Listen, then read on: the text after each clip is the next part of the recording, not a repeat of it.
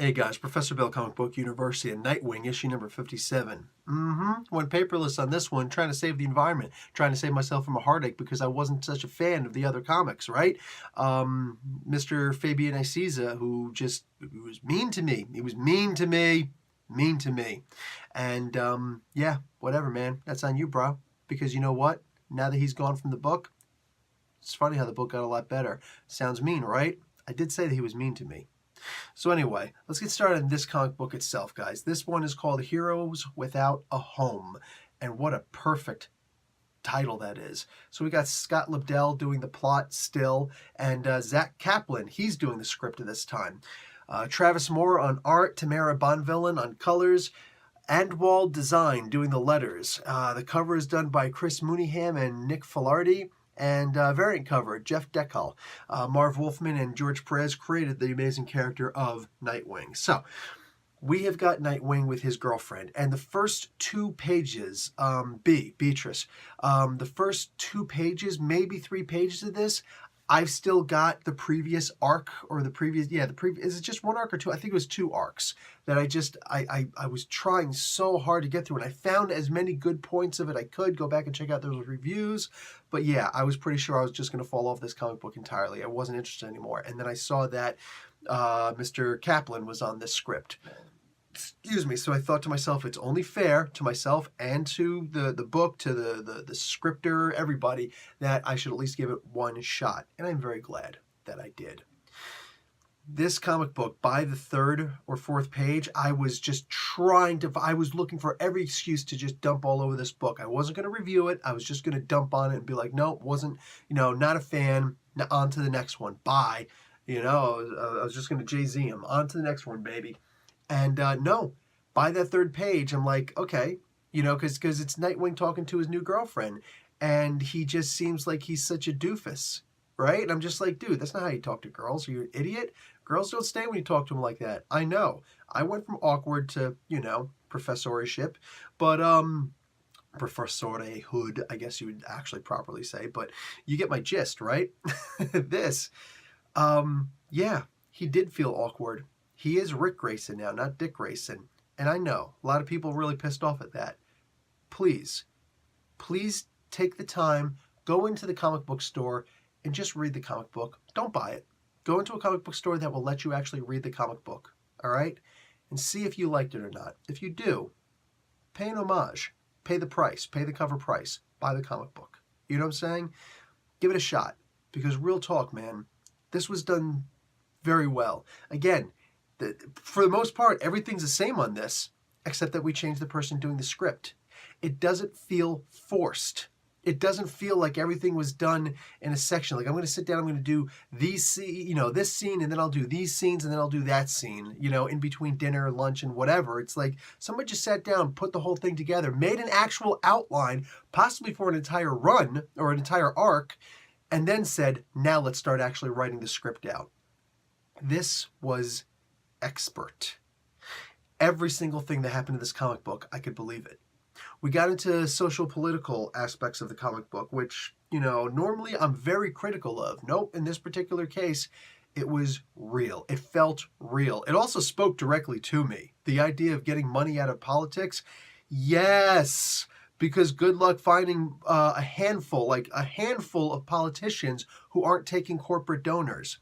Taking money from corporate donors. And then after they leave politics, they retire and go on to work for those same lobbyists. Imagine they become lobbyists for these corporate donors. Gee, ain't that just something? So,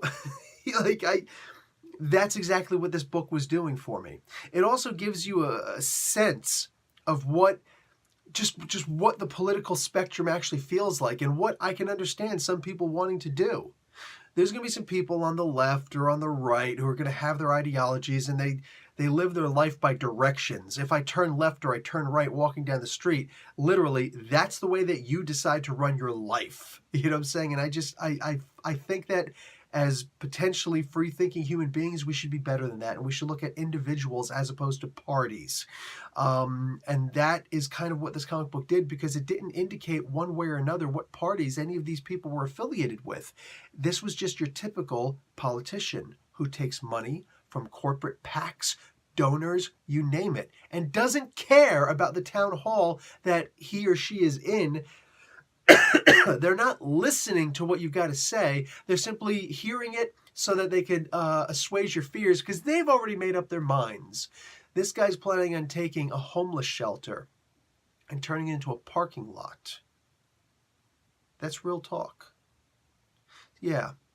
Because by the way, for a stadiums, I'm sorry, please raise your hand if you know of a single stadium, a sports stadium, that has been built and they've paid tax on it, because usually they're bidding for these towns, and one of the ways that they decide which way to go for is who's going to not charge them taxes, usually for a really long time.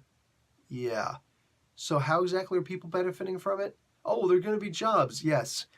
Usually crappy jobs. I mean, just go and look at freaking, what do you call it? The Unbreakable. Did Bruce Willis look like he really enjoyed his job? You know, they're low-paying jobs. They're crappy jobs that you're in, you're out, and they will shut down a union in a heartbeat if you try and fight for workers' rights. So, you know, and that's the exact feeling that I got reading this comic book from beginning to end. There were some of the things that are actually going to help a community, helping people, and regular people, your voters, your constituents, go up and say, hey man, we don't want this. And the politician says, I know that I'm supposed to be your representative, but you guys don't pay me, and you've already given me your vote. So I'm going to go with the guys who are giving me money right now. Yeah.